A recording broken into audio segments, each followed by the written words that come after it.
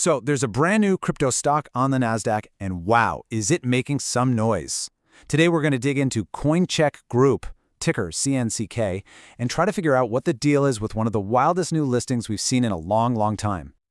I mean, just get a load of this. We're talking about a move of over 130% in a single day. This thing isn't just a stock, it's an absolute roller coaster. And when you see a number like that, you have to ask yourself, right, what is going on here? Is this the signal of a massive opportunity, or is it a giant red flag? And that's really the heart of the issue we're tackling. Coincheck came public through a SPAC, and it's giving investors two completely different stories at the same time.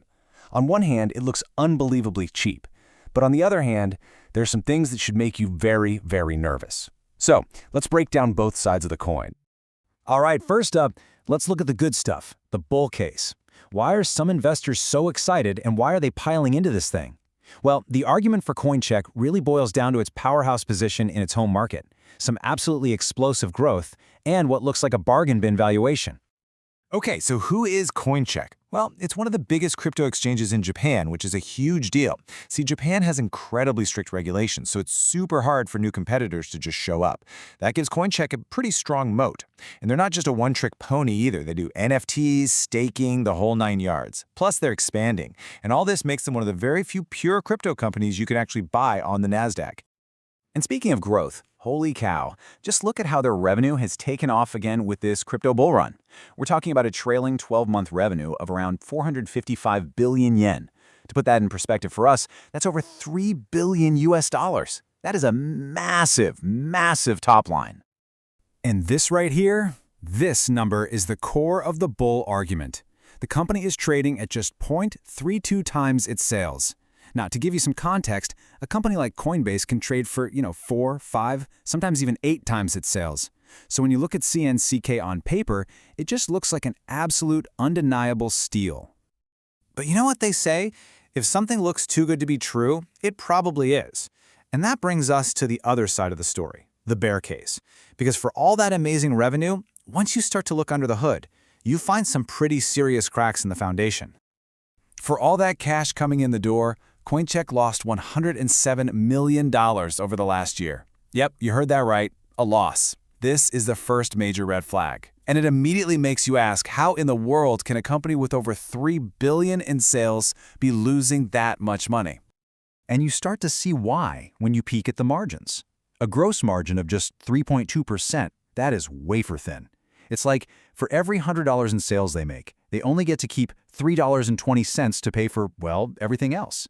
So it's no surprise their operating margin is negative and they are just burning through cash.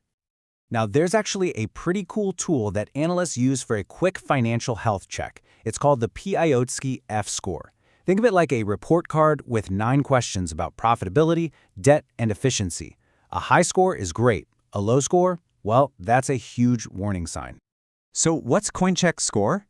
It's a 2 out of 9. That puts it squarely in the weak category. So this isn't just a gut feeling that something's off. The data is basically screaming that the company's fundamentals are in pretty rough shape. So we've got this wild contrast, right? Huge revenue, but really weak financials. But there's one more piece to this puzzle, a structural issue that might be the single biggest risk of them all. And this is the elephant in the room that helps explain why this stock is so confusing. Yeah, forget the income statement for a second. The way the stock is actually structured, it's like there's a ticking time bomb just waiting for anyone buying in now. Get ready for this number, 127.6 million. That's how many shares were just registered to be sold by insiders and early investors. Now, compare that to the number of shares that you and I can actually trade on the open market, the public float. That's only 8 million.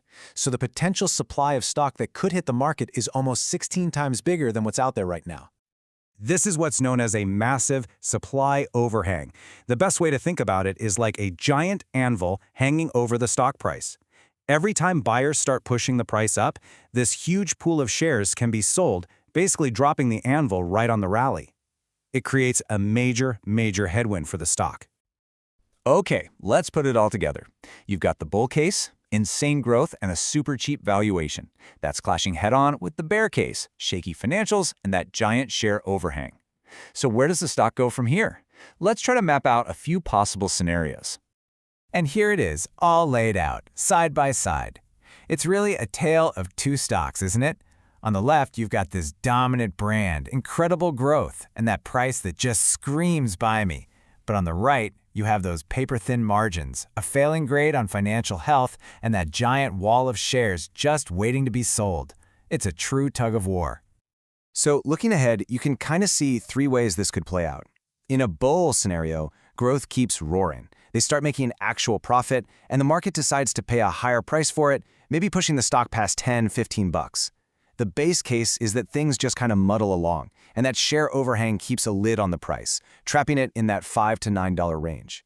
But then there's the bear scenario. If the crypto market cools off or that selling pressure is just too much, the stock could easily fall below $5. Which brings us to the final question, really. What exactly is Coincheck? Is it a genuine, deep value opportunity, a great company just being held down by a temporary supply problem? Or is it a structurally flawed business that's really just become a way for early investors to cash out at everyone else's expense? The answer to that question is going to define everything for this stock going forward.